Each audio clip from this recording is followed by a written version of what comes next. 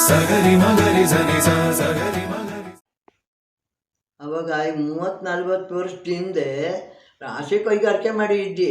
ನಾನು ಅನ್ನೊತ್ತಿಗೆ ಹಾಕೊಂಡು ಕಾಂಪಿಟೇಷನ್ ಮೇಲೆ ಮಾಡ್ತಿದ್ದೆ ರಾಶಿ ಕೊಯ್ಗಾರಿಕೆಯ.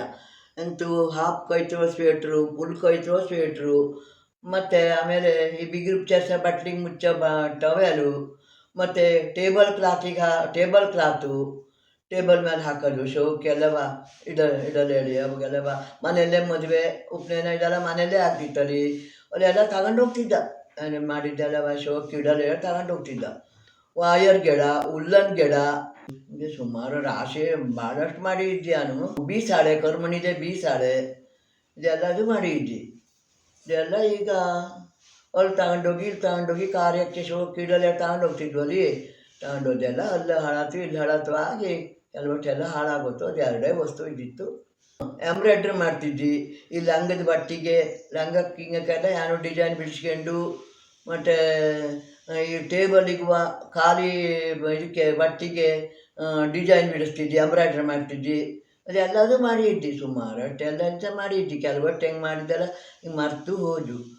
ಈಗ ಒಂದೆರಡು ವಸ್ತು ಇದ್ದು ಅದನ್ನು ತೋರ್ಸೋಣ ಹೇಳಿ.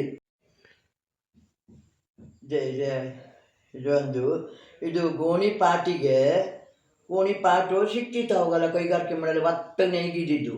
ಅದ್ರ ತಂದು ಕಟ್ ಮಾಡ್ಕೊಂಡು ಅದಕ್ಕೆ ನುಗ್ಗುಲು ತುಂಬಿ ಈ ಥರ ಡಿಸೈನ್ ಮಾಡಿದ್ವಿ.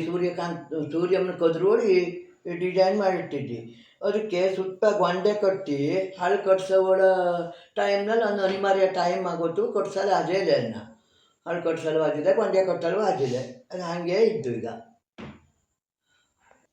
ಈಗ ಇದೊಂದು ಕರ್ಮಣಿದು ಹಳೆಯ ಕಾಲದ ಅಂಗಳ ಕಾಲದ ಆರತಿ ಕಟ್ಟು. ಇದು ಮದುವೆಲೆಲ್ಲ ಆರತಿ ಎತ್ತದು, ವಿಶೇಷದಲ್ಲೆಲ್ಲ ಆರತಿ ಎತ್ತಲೆ ಈ ಥರ ಕರ್ಮಣಿದು ಮಾಡ್ತಿದ್ದೆ. ಹಂಗೆ ಕರ್ಮಣಿ ಆರತಿ ಕಟ್ಟು. ಈಗೆಲ್ಲ ಮಣಿದು ಮಾಡ್ತೀವಲ್ಲಿ, ಮಣಿದು ಅದು ಇದು ನುಗಳಿಂದು ಎಲ್ಲ ಮಾಡ್ತಾ ಹೆಂಗೆ ಕರ್ಮಣಿದನ್ನೇ ಮಾಡ್ತಿದ್ದೆ.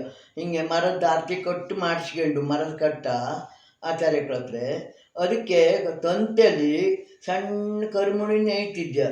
ಹಿಂಗೆ ಕರ್ಮಣಿ ನೇಯ್ದು ಈ ಥರ ಮಾಡ್ತಿದ್ದೆ. ಈ ಥರದ್ದೆಲ್ಲ ಇತ್ತು ಆವಾಗಿನ ಕಾಲದಲ್ಲಿ. ಕರ್ಮಣಿ ಬೀಸಾಳೆ, ಆರತಿ ಕಟ್ಟು ಇದೆಲ್ಲವ. ಈ ವಿಡಿಯೋ ಇಷ್ಟವಾದರೆ ನೀವೆಲ್ಲವ ಶೇರ್ ಮಾಡಿ, ಲೈಕ್ ಮಾಡಿ, ಮತ್ತು ಪ್ರೋತ್ಸಾಹ ನೀಡಿ.